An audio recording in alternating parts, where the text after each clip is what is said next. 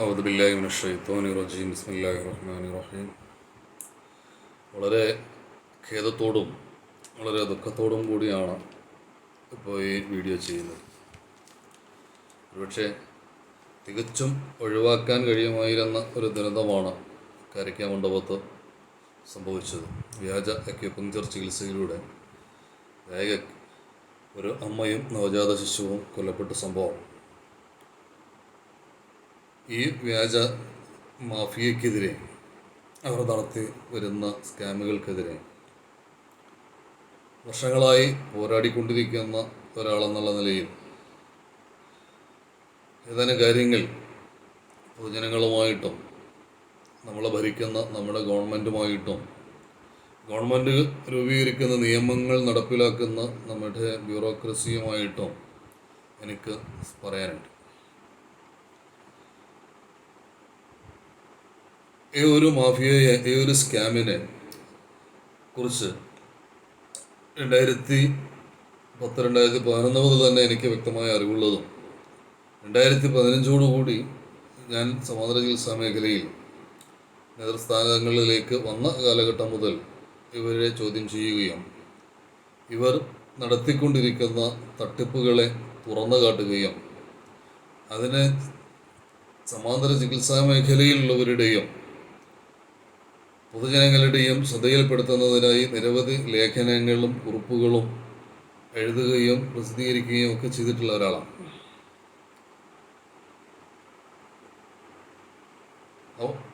നിരവധി സംവാദങ്ങൾ, ചർച്ചകൾ ഇവരുമായിട്ട് നടത്തുകയും ഇവരുടെ ചികിത്സാ രീതിയുടെ യഥാർത്ഥ അക്യുപങ്ചറിന് ബദലായിട്ട്, അല്ലെങ്കിൽ അക്യുപങ്ചറിൻ്റെ പേരിനെ ദുരുപയോഗം ചെയ്തുകൊണ്ട് ഇവർ സിംഗിൾ നീഡിൽ അക്യുപങ്ചർ എന്ന് പറയുന്ന ഒരു സ്വന്തം ആയിട്ട് ഡെവലപ്പ് ചെയ്ത ഒരു സിസ്റ്റമാണ് ഇവർ ഫോളോ ചെയ്യുന്നത്. അതിന് ലോകത്തെ മറ്റെവിടെയെങ്കിലുമുള്ള ഒരു നിലയിലുള്ള അക്യുപങ്ചറുമായിട്ടും ഒരു ബന്ധവുമില്ല.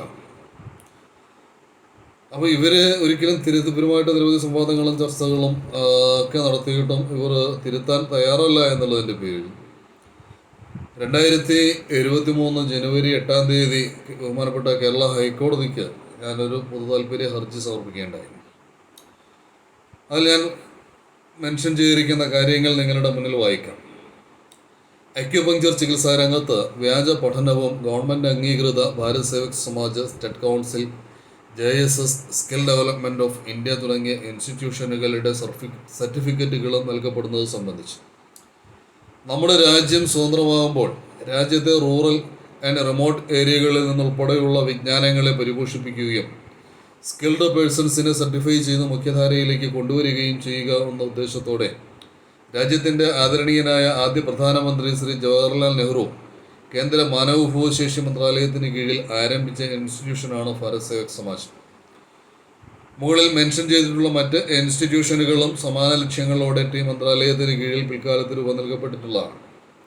എന്നാൽ ഈ ഗവൺമെൻറ് അംഗീകൃത സംവിധാനങ്ങളെ ദുരുപയോഗം ചെയ്തുകൊണ്ട് ചൈനീസ് അക്യുപങ്ചറിൻ്റെ മറവിൽ സിംഗിൾ നീഡിൽ അക്യുപങ്ചർ എന്ന പേരിൽ സുപ്രസിദ്ധ ചൈനീസ് സിംഗിൾ നീഡിൽ മെത്തേഡുമായി പോലും യാതൊരു ബന്ധവുമില്ലാത്ത അക്യുപങ്ചറിൻ്റെ അടിസ്ഥാന സിദ്ധാന്തങ്ങളെപ്പോലും നിരാകരിക്കുന്ന, രോഗികൾക്ക് അത്യാവശ്യമായ ജീവരക്ഷാ ഔഷധങ്ങൾ ഉൾപ്പെടെ ഉപയോഗിക്കുന്നത് നിർത്തിവയ്പ്പിച്ചുകൊണ്ടും രോഗികൾക്ക് അത്യാവശ്യമായ ജീവരക്ഷാ ഔഷധങ്ങൾ ഉൾപ്പെടെ ഉപയോഗിക്കുന്നതിനെ നിർത്തിവയ്പ്പിച്ചുകൊണ്ടും 4G എന്ന പേരിൽ മനുഷ്യ ശരീരപ്രകൃതത്തിന് തികച്ചും വിരുദ്ധമായ ഒരു ലൈഫ് സ്റ്റൈൽ മാനേജ്മെൻറ്റ് അടിച്ചേൽപ്പിച്ചുകൊണ്ടും ഒരു തട്ടിപ്പ് ചികിത്സാ രീതി കേരളത്തിൽ പരിശീലിപ്പിക്കപ്പെട്ടു വരുന്നു. ഇത് ചെയ്യുന്നവർ എന്ന പേരിൽ എൻ്റെ തുടർച്ചയായിട്ട് ഏതൊക്കെ ഇൻസ്റ്റിറ്റ്യൂട്ടുകളാണ് അത് പഠിപ്പിക്കുന്നത് എന്നുള്ളത് അവരുടെ അഡ്രസ്സും ലൊക്കേഷനും സഹിതം ഈ ഹർജിയിൽ മെൻഷൻ ചെയ്തിട്ടുണ്ട്. തുടർന്ന് ഞാൻ അതിനകത്ത് കുറിച്ചിരിക്കുന്നത് ഈ സമാന്തര ചികിത്സാ പഠന കേന്ദ്രങ്ങൾ നടത്തുന്ന ഗൈനക്കോളജി ഉൾപ്പെടെയുള്ള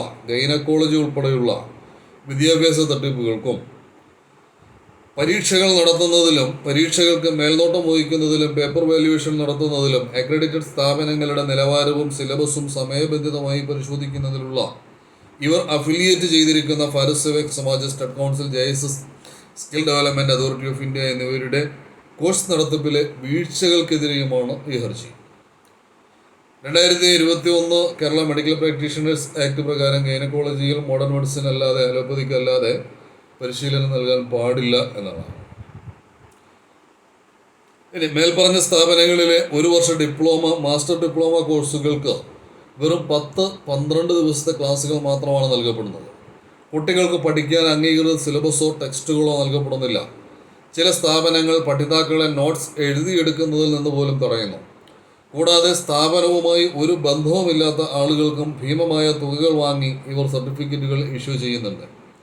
ഇത് സംബന്ധമായ തെളിവുകൾ, സ്ഥാപനങ്ങളുടെ അഡ്രസ്, BSS ഉദ്യോഗസ്ഥരുമായി ബന്ധപ്പെട്ട് സംസാരിച്ച വോയിസ് ആൻഡ് റിട്ടേൺ തെളിവുകൾ, അക്യുപഞ്ചർ സംബന്ധമായിട്ടുള്ള ഓൺലൈൻ സംവാദങ്ങളിൽ ഉന്നയിക്കപ്പെട്ട വാദങ്ങളുടെ സ്ക്രീൻഷോട്ട്സും ശബ്ദരേഖകളും എല്ലാം ഈ ഹർജിയോടൊപ്പം അറ്റാച്ച് ചെയ്യുന്നു.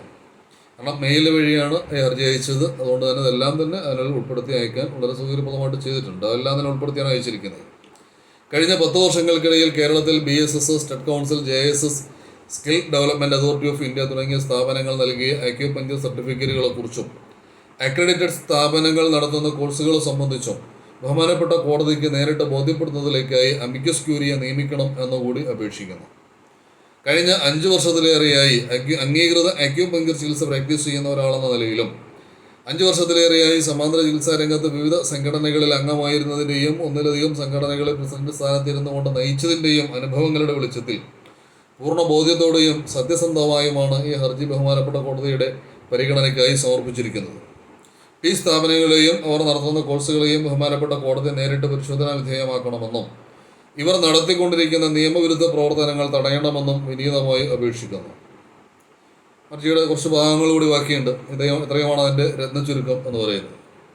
അപ്പോൾ ഇവർ സമൂഹത്തിൽ ഞാൻ നേരത്തെ പറഞ്ഞതുപോലെ മാധ്യമങ്ങളുടെയും പൊതുജനങ്ങളുടെയും ഒക്കെ ശ്രദ്ധ പിടിച്ചുപറ്റിയ ഒരു സംഭവം മാത്രമാണ് കരയ്ക്കാൻ കൊണ്ടുവന്നത്. അത് അവസാനത്തേതല്ല, ഒടുവിലത്തേതല്ല. ഇത്തരത്തിൽ നിരവധി സംഭവങ്ങൾ മുൻപ് നടന്നിട്ടുണ്ട്. ഇതിന് കർശനമായ നിയമ നടപടികൾ സ്വീകരിച്ചില്ല എന്നുണ്ടെങ്കിൽ ഇത് തുടർന്നുകൊണ്ടേയിരിക്കും. എനിക്ക് വലിയ ഖേദം അല്ലെങ്കിൽ വലിയ ദുഃഖമുണ്ടാക്കുന്ന ഒരു കാര്യമെന്ന് പറയുമ്പോൾ നമ്മൾ ഇത്രയേറെ എഫർട്ട് എടുത്തു, എത്രയേറെ നമ്മൾ അതിനു വേണ്ടി അധ്വാനിച്ചു, സാധ്യമായിട്ടുള്ള വാതിലുകളെല്ലാം മുട്ടിയതിന് ശേഷവും അത് യാതൊരുവിധ നടപടികളും കൂടാതെ സർവതന്ത്ര സ്വതന്ത്രമായ ഒരു വിഹരിക്കുന്നതിൻ്റെ പേരിലാണ് ഇതുണ്ടായത് എന്നുള്ളത് തന്നെ വളരെയേറെ ഖേദത്തിന് എനിക്ക് വളരെയേറെ ഖേദത്തിന് കാരണമാകുന്നുണ്ട്. ഈവൻ ഇതിൽ ധാരാളം കാര്യങ്ങൾ ഇനിയും പറയാൻ സാധിക്കുന്നുണ്ട്, എനിക്ക് പറയാൻ കഴിയുന്നില്ല. കഴിഞ്ഞാൽ ഏതെങ്കിലും മറ്റൊരു സമയത്ത് തീർച്ചയായിട്ടും അതിനെ അപ്ലോഡ് ചെയ്യാൻ ശ്രമിക്കാം. ഇപ്പോൾ തിരുവനന്തപുരത്ത് തന്നെ 2-3 മാസങ്ങൾക്ക് മുമ്പ് അമീർ ഹംസ എന്ന് പറയുന്ന ഒരു വ്യക്തി വ്യാജ അക്യുപഞ്ചർ വ്യാജ ചികിത്സക്കാരിയായിട്ട് മരണപ്പെട്ടിരുന്നു. ഇനി ഏതാനും ആഴ്ചകൾക്ക് മുമ്പ് നമ്മുടെ തിരുവനന്തപുരത്ത് തന്നെ ബാലരാമപുരത്ത് നടന്ന ഒരു സംഭവം, ഒരു ഹാഫിലത്തായിട്ടുള്ള ഒരു കുട്ടി, ഖുർആൻ മുഴുവൻ കാണാതെ പഠിച്ച ഒരു കുട്ടി, അവർ ഈ വിദ്വാൻമാരുടെ ഈ സിദ്ധന്മാരുടെ വ്യാജ വാഗ്ദാനങ്ങളിലും അതുപോലെ തന്നെ മൈൻഡ് ബ്ലോവിങ്ങിലും കുടുങ്ങിയിട്ട് ആ കുട്ടിക്ക് ന്യൂമോണിയ ബാധിച്ചിട്ട് പോലും ആ കുട്ടിയെ നല്ല രീതിയിൽ അക്യുപഞ്ചർ പ്രാക്ടീസ് ചെയ്യുന്ന തിരുവനന്തപുരത്ത് തന്നെ മറ്റൊരു അക്യുപഞ്ചറിസ്റ്റ് അതിനെ എത്രയും പെട്ടെന്ന് നിങ്ങൾ ഹോസ്പിറ്റലൈസ് ചെയ്യണമെന്ന് പറഞ്ഞിട്ട് പോലും അത് ചെയ്യാതെ ഈ വ്യാജ ചികിത്സകൻ്റെ സിദ്ധൻ്റെ അടുക്കലേക്ക് കൊണ്ടുപോയി ആ കുട്ടി ഒരാഴ്ച കഴിഞ്ഞ് മരണപ്പെടുന്ന സാഹചര്യം ഉണ്ടായി. വലിയ പ്രതിഷേധം ഉണ്ടായി. ഉടലെടുത്ത ഒരു സംഭവത്തെ ഇവർ മരണം ദൈവത്തിൻ്റെ തീരുമാനമല്ലേ, അള്ളാഹുവിൻ്റെ തീരുമാനമല്ലേ, മലക്ക് തന്നെ ആശുപത്രി കൊണ്ടുപോയാൽ മലക്കിനെ തടഞ്ഞു നിർത്താൻ പറ്റുമോ എന്നൊക്കെ ചോദിച്ചുകൊണ്ട് അവരതിനെ മതത്തിൻ്റെ സാധ്യതകൾ ഉപയോഗപ്പെടുത്തിക്കൊണ്ട് അവരതിൻ്റെ ആ പ്രതിഷേധങ്ങളെ തടഞ്ഞു. ഞാനെന്ന് ചോദിക്കട്ടെ, അക്യുപങ്ക്ചറിൽ റൂഹിനെ പിടിക്കുന്ന മലക്കിൻ്റെ പേരെന്താ?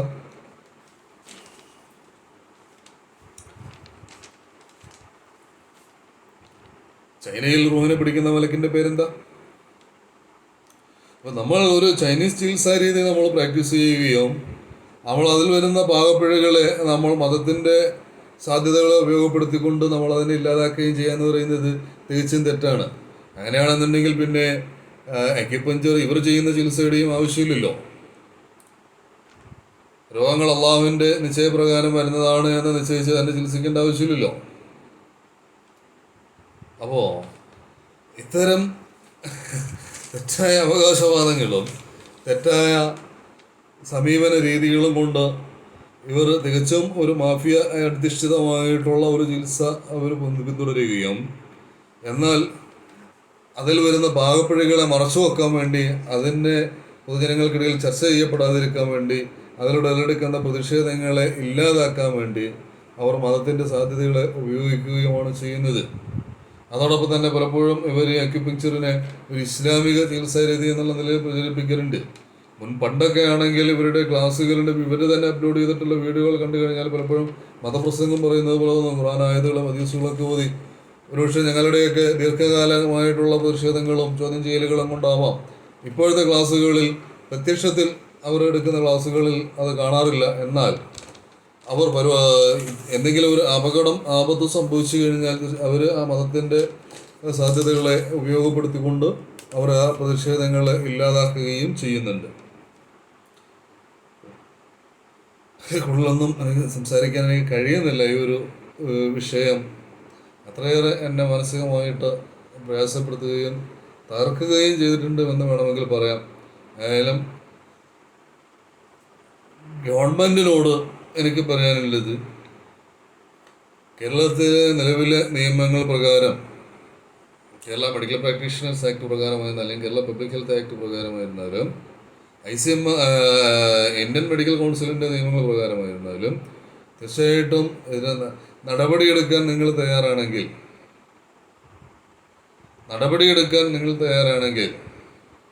നിങ്ങൾക്ക് ആവശ്യമായിട്ടുള്ള ഒരു കൃത്യമായി പ്രോസിക്യൂട്ട് ചെയ്യാൻ ആവശ്യമായ വ്യക്തികളിലേക്ക് കൃത്യമായിട്ട് എത്തേണ്ട മാർഗങ്ങളെക്കുറിച്ചും തെളിവുകൾ എങ്ങനെ കളക്ട് ചെയ്യണമെന്നുള്ളതിനെക്കുറിച്ചും എൻ്റെ കൈവശം ഞാൻ വർഷങ്ങളായി കളക്ട് ചെയ്ത് വച്ചിരിക്കുന്ന തെളിവുകൾ ഉൾപ്പെടെ നിങ്ങൾക്ക് കൈമാറാൻ ഞാൻ തയ്യാറാണ്. അന്വേഷണവുമായി സഹകരിക്കാൻ ഞാൻ തയ്യാറാണ്. കൂടുതലൊന്നും പറയാനില്ല. ഞാൻ നിർത്തുകയാണ്. അസ്സലാമു അലൈക്കും.